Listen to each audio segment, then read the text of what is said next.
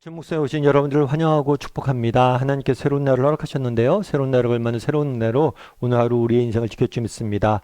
오늘은 강도의 속을이라는 제목을 가지고 요한복음 2장 13절부터 17절까지 말씀을 좀 살펴봤으면 좋겠습니다. 우리 13절과 14절 말씀 같이 한번 읽어볼까요? 유대인의 유월절이 가까운지라 예수께서 예루살렘으로 올라가셨더니 성전 안에서 소와 양과 비둘기 파는 사람들과 돈 바꾸는 사람들이 앉아 있는 것을 보시고 네. 6월절이 가까워왔다라고 이야기합니다. 6월절은 이스라엘에서 가장 중요한 명절이에요. 절기예요. 그래서 우리나라 같은 경우에는 제일 큰 명절이 뭐 추석이나 설이죠. 근데 6월절, 유대인들에게는 6월절이 제일 중요한 절기예요. 왜냐하면 이날은 애굽에서 노예 생활을 하다가 하나님의 은혜로 자유를 얻는 그런 날을 기념하는 날이에요. 뿐만 아니라 이것은 나중에 오실 예수님을 기다리는 날이기도 합니다. 그래서 아무튼 6월절이 되면 그 당시 이스라엘 사람들은 예루살렘으로 모여서 하나님 앞에 예배드리고 제사 드리는 그런 일들을 많이 했어요. 물론 이 6월절에 예루살렘까지 가는 게 쉬운 문제만 아닙니다. 그렇기 때문에 매년 6월절에 예루살렘에 가지는 못했어요. 하지만 정말 6월절이 되면 예루살렘에 가서 하나님 앞에 예배드리는 것, 이거는 정말 유대인들이 꿈꾸고 소망하는 일들 중에 하나예요. 예수님도 그때 제자들과 함께 예루살렘으로 올라가셨던 것 같아요. 올라가셔서 제일 먼저 어딜 가셨냐면 성전 안에 들어갔습니다. 그런데 성전 안에 소와 양과 비둘기 파는 사람들과 돈 바꾸는 사람들이 앉아 있었다라고 이야기합니다. 그렇다면 성전에 왜 이런 사람들이 있었을까요?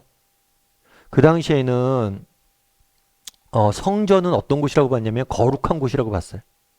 거룩한 곳이라고 봤기 때문에 성전에서는 로마의 화폐, 로마 돈을 쓸 수 없게 돼 있었습니다. 그래서 성전에서만 사용할 수 있는 화폐가 있었어요. 그래서 성전에서만 사용할 수 있는 화폐로 바꿔주는 사람들이 있어야만 했어요. 그리고 또 한 가지는 이 소와 양과 비둘기 파는 사람들을 왜 있었냐. 앞서 얘기했던 것처럼 예루살렘 성에 멀리서부터 옵니다. 먼 거리에서 오다 보니까 각자 자기가 재물을 준비해서 올 수가 없어요. 그래서 먼 거리에서 오는 사람들에게 편의를 제공하기 위해서 이 사람들이 예루살렘 성에 와서 이렇게 자기가 드릴 수 있는 재물을 살 수 있는 그런 편의를 주기 위해서 이런 사람들이 있었던 거예요. 그런데 여기까지는 괜찮아요. 이 사람들 봤어요. 그런 다음에 어떤 일이 있었을까요? 15절과 16절을 한번 같이 읽어볼까요? 노끈으로 채찍을 만드사 양이나 소를 다 성전에서 내쫓으시고 돈 바꾸는 사람들의 돈을 쏟으시며 상을 엎으시고 비둘기 파는 사람들에게 이르시되 이것을 여기서 가져가라. 내 아버지의 집으로 장사하는 집을 만들지 말라 하시니. 네. 예수님께서 노끈으로 채찍을 때리시고 성전에서 이 사람들 다 쫓으셨어요. 그런 다음에 뭐라고 그러냐면 내 아버지 집을 장사하는 사람의 집으로 만들지 마라. 장사하는 집이라고 되어 있지만 강도의 소굴로 만들지 말라라고 이야기한 거예요. 그럼 왜 이렇게 말씀하셨을까요? 앞서 이야기했던 것처럼 이렇게 화폐를 바꿔주는 이유, 정말 거룩을 지키기 위한 거거든요. 이곳은 거룩한 땅이기 때문에 거룩한 화폐만 써야 된다. 거룩을 지키기 위해서 화폐를 바꿔줬어요. 뿐만 아니라 먼 거리에서 오는 사람들의 편의를 제공하기 위해서 뭘 했던 거예요? 재물을 팔았던 거예요. 어떤 면에서는 그 의도는 굉장히 좋았어요. 근데 문제는 뭐예요? 변질이 됐어요. 화폐를 바꿔주잖아요. 이럴 때 엄청난 그런 걸 붙인 거예요. 그러니까 화폐를 바꿔주는데 그 화폐를 바꿔줄 때 그 이득을 취한 거죠. 뿐만 아니라 재물을 파는데 재물을 팔 때도 마찬가지. 정말 뭐 한 거예요? 이 재물을 되게 비싸게 판 거예요.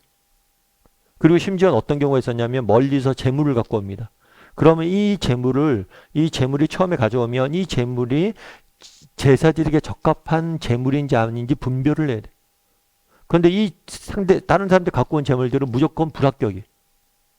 그런 다음에 자기들에게서 산 재물만 드릴 수 있도록 만들어 놓은 거예요. 그러면서 굉장히 많은 이분을 남긴 거예요. 그러니까 그걸 보고 예수님이 분노하셔서 뭐란 거예요? 이걸 다 내쫓으신 거예요. 그러면서 왜 장사하는 집으로 강도의 소굴로 만들었냐라고 이야기하는 거죠. 그럼 오늘은 아 그렇구나 이런 배경이 있어서 이렇게 됐구나 라고 여러분들 알고 넘어가면 안 돼. 그럼 나는 어떤가? 나는 성전을 강도의 소굴로 만든 사람은 아닌가?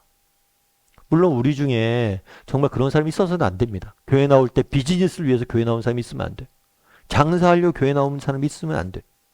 그럼에도 불구하고 정말 그런 사람이 저희 교회는 많지 않다고, 아니 없다라고 저는 생각을 합니다. 그럼에도 불구하고 우리는 물어봐야 돼요. 나는 강도의 소굴로 만들지 않았나? 다르게 말하면 목적이 변질되진 않았냐는 것. 여러분 결혼식이 있죠. 여러분 결혼식의 가장 중요한 목적은 뭐예요? 결혼식의 가장 중요한 목적은 뭐예요? 결혼의 가장 중요한 목적은 뭐예요? 신랑과 신부잖아. 내가 이 사람과 평생을 같이 하고 싶어서, 정말 이 사람과 함께 하는 게 너무나 좋아서, 정말 이 사람을 사랑해서 이 사람을 얻기 위해서 우리가 결혼을 한 거예요. 그런데 혹시라도 우리 중에 신랑이 가진 재산이 탐나서 결혼하는 사람 있나요? 정말 그렇다면 이 사람은 속물이죠. 결혼의 본래 의미를 모르는 거예요. 신랑이 가지고 있는 재산이, 신부가 가지고 있는 무엇이 탐나서 결혼하는 사람은 그 사람은 정말 결혼에 대해서 이해하지 못하는 거죠. 신앙생활도 마찬가지. 신앙도 결국에 결혼에 종종 비유하거든요. 예수님을 우리의 신랑으로, 우리를 예수님의 신부로 비유하는 거예요. 그럼 어떠냐는 거예요. 우리가 신앙을 갖는 이유는 뭐예요? 하나님 자체가 좋고 하나님을 우리가 즐거워하는 거. 그런데 하나님이 아니라 하나님이 주시는 무엇, 그것 때문에 그것이 좋아서 우리가 하나님을 섬기고 있진 않냐는 거. 만약에 우리가 그렇게 섬기고 있다면, 그런 신앙을 갖고 있다면 우리도 뭘 아는 거예요? 우리의 마음의 성전을 강도의 소굴로 만든 거. 정말 우리가 한번 돌아봐야 돼. 우리의 신앙은 정말 정상적인가? 강도의 소굴이 되어 있지 않은가? 이건 신앙만이 아니에요. 삶도 마찬가지죠. 정말 삶의 전 영역에 해당되는 거예요. 여러분들이 의사라고 생각해 보십시오. 왜 의사가 되었어요? 정말 사람들을 돕고 의술로 사람들을 살리기 위해서 의사가 되었잖아요. 그런데 내가 의사가 된 이유가 사람을 돕고 병을 고치는 게 아니라 돈 벌기 위해서 의사가 되었다면 그것만큼 불행한 의사가 어디 있어요? 자녀 양육도 마찬가지죠. 우리가 자녀를 양육할 때 자녀가 뭐 내가 열심히 양육했어요. 그리고 우리 자녀가 공부를 잘해요. 그럼 좋아요, 안 좋아요? 좋죠. 그런데 우리가 자녀 양육하는 이유가 뭐예요? 자녀가 정말 잘 돼서 내가 나 우리 아이 어디 갔어? 이렇게 어깨에 힘주려고 자녀 양육하나요? 아니에요. 우리 자녀를 사랑하니까 우리 자녀를 돌보는 거죠. 사랑하기 때문에 더 잘 키우기 위해서 노력하는 거죠. 그런데 우리도 자녀를 키우다 보면 어떻게 될 수가 있어요? 처음엔 정말 자녀를 사랑하고 자녀를 아끼는 마음에 자녀를 양육하고 있는데 자녀 양육이 주는 그 무엇 때문에 정말 목적을 잃어버리고 있지는 않냐는 거예요. 우리 자녀에게 화내고 우리 자녀 혼내고 관계가 틀어지는 이유가 뭐냐는 거예요, 도대체. 여러분, 우리가 한번 생각해 봐야 돼. 정말 나는 신앙의 본질을 지키고 있는가? 정말 예수님이 내 마음속에 들어오신다면, 오늘 내 모습을 본다면 네가 강도의 소굴을 만들었다 라고 이야기하지 않을 것인가? 신앙의 본질은 무엇입니까? 결혼과 똑같아. 하나님을 좋아하고 하나님을 즐거워하고 하나님 자체를 기뻐하고 소유하는 것. 하나님이 가진 무엇, 하나님 주시는 무엇이 아니에요. 그래서 우리가 한번 오늘로 돌아봤으면 좋겠습니다. 정말 나는 하나님으로 인해서 하나님만을 기뻐하고 즐거워하고 하나님에 대해서 배우고 알아가는 사람인지, 그리고 그런 사람이 되기를 주님의 이름으로 소원합니다.